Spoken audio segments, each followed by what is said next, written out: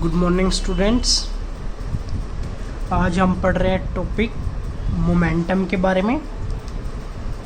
तो मोमेंटम क्या होता है?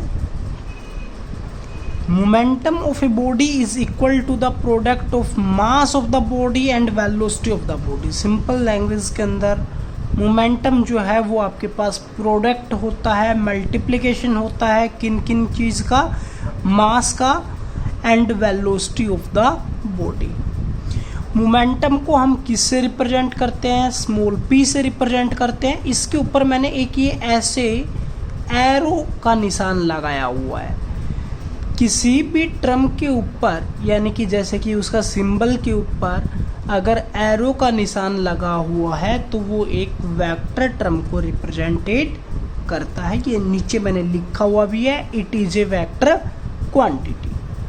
तो बाय डेफिनेशन क्या हुआ? Momentum that is product of mass and velocity.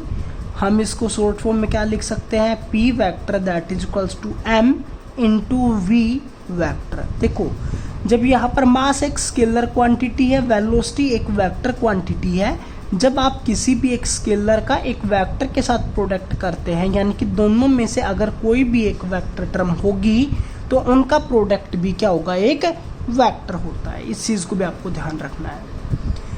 अगला पार्ट है हमारे पास, हमें निकालना है यूनिट। यूनिट हमारे पास SI यूनिट भी होती है और CGS यूनिट भी होती है। तो पहले हम निकाल रहे हैं SI unit of momentum.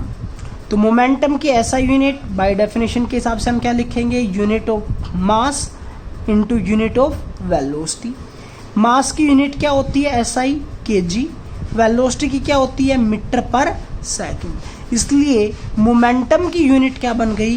Kilogram metre पर सेकंड। अगर CGS सिस्टम के अंदर पूछा जाए तो उसके अंदर मोमेंटम की यूनिट क्या होगी? मास ऑफ यूनिट ऑफ मास क्या होती है? ग्राम CGS में। और यूनिट ऑफ वेलोसिटी क्या होती है? सेंटीमीटर पर सेकंड। तो CGS के अंदर मोमेंटम की यूनिट क्या हो जाएगी? ग्राम सेंटीमीटर पर सेकंड।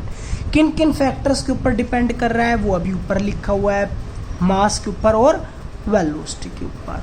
तो डायरेक्टली प्रोपोर्शनल होगा mass and directly proportional to velocity. ठीक है, आगे आता हमारे पास न्यूटन का सेकंड लॉ। फर्स्ट लॉ हमने किया था, आज हम कर रहे हैं सेकंड लॉ के बारे में।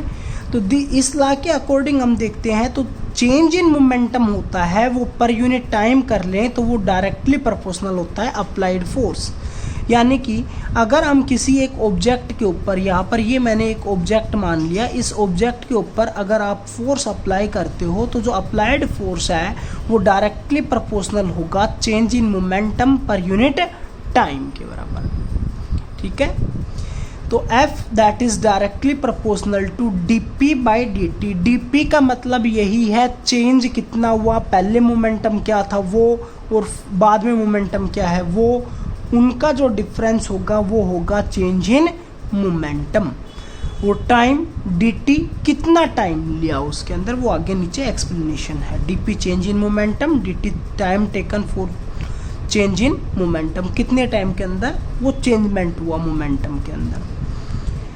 हम चेंज इन मोमेंटम को लिख सकते हैं final momentum minus initial momentum, change in time final time minus initial time. तो हमारे पास बन जाएगा F that is directly proportional to change in momentum upon में टाइम टेकन। इसका हमें मैथमेटिकल प्रूफ चाहिए, तो मैथमेटिकल के लिए नीचे ये डेरिवेशन करके दिखाया हुआ है। मैंने एक ऑब्जेक्ट माना है जिसका मास क्या है? m के बराबर है। वो इनिशियली किस वेलोसिटी के साथ मूव करता है? u वेलोसिटी के साथ मूव करता है। जब हम time t that is equal to 0 second के ऊपर देखते हैं तब उसके ऊपर जो फोर्स लग रहा है वो फोर्स किसके बराबर है? अप्लाइड फोर्स करते हैं F के बराबर। तो इसका मोमेंटम क्या हो जाएगा? That is equals to m into initial velocity, यानी कि m इंटू u। कुछ टाइम के बाद दोबारा से मेजरमेंट किया जाता है तो वहाँ पर वेलोसिटी मिल जाती है v, और टाइम कितने के बाद? t टाइम के बाद। तो इस टाइम के ऊपर उसकी मोमेंटम क्या हो जाएगा? m into v. यानी कि ये तो हो गया हमारे पास फाइनल मोमेंटम, ये हो गया हमारे पास इनिशियल मोमेंटम।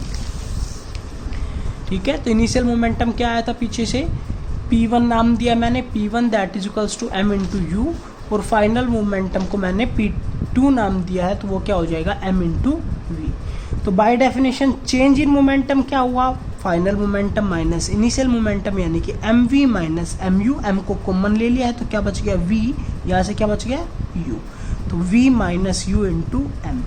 कितना टाइम लिया, पहले वाले केस के अंदर टाइम 0 था, बाद वाले केस में टाइम t था, तो डिफरेंस क्या हो गया t minus 0 that is equals to t। तो rate of change of momentum, rate of change of momentum यानी कि change in momentum per unit time, तो change in momentum divided by time taken. तो change in momentum क्या हुआ, m into v minus u divide by t. Definition के according क्या था, applied force is directly proportional to change in momentum per unit time के बराबर था। तो हम क्या लिख सकते हैं, f that is directly proportional to mv minus u divide by t. और v को आप क्या लिख सकते हो, फर्स्ट इक्वेशन ऑफ मोशन के हिसाब से v that is equals to u plus a t. हमें u को इधर भेजेंगे तो क्या हो जाएगा, v माइनस में u that is equals to a t. a की वैल्यू निकालनी है तो a क्या हो जाएगा, v माइनस में u बाई टी। इस वाली वैल्यू को यहाँ पर कंपेरिजन करके देखिए, यहाँ पर भी वैल्यू आ रही है v माइनस में u बाई टी। तो इस पूरी इक्वेशन को हटाकर मैं क्या लिख सकता हूँ, that is equals to a। तो यानी कि क्या बन गया, f that is directly proportional to m, और ये टर्म को हटाकर क्या लिख सकते हैं a। तो क्या बन गया, f that is equals to ma। Directly proportional था, डायरेक्टली प्रोपोर्शनल हटाने के लिए कांस्टेंट ऑफ प्रोपोर्शनलिटी आएगा। कांस्टेंट ऑफ प्रोपोर्शनलिटी के यहाँ पर हमने क्या यूज़ किया है, k के बराबर यूज़ किया है। लेकिन आपको ध्यान रखना है k की वैल्यू क्या होती है, यहाँ पर 1 होती है, यानी कि constant of proportionality for Newton second law of motion that is 1। तो हमारे पास रिलेशन क्या बन गया, f that is equals to ma। Thank you.